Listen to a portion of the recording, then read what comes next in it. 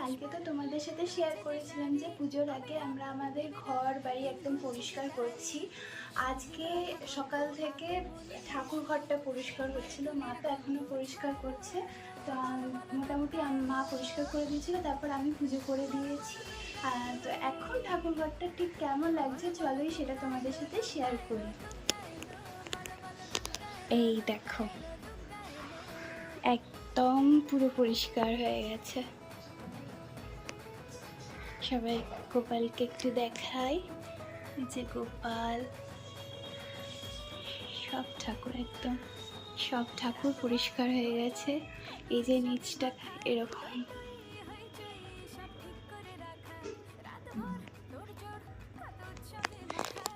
কেমন লাগছে প্লিজ লিখে জানিও। পুজোর জন্য আমাদের ঠাকুর ঘরও পরিষ্কার হয়ে গেছে, এখানে মা এখনো গোছাচ্ছে। চলো টাটা।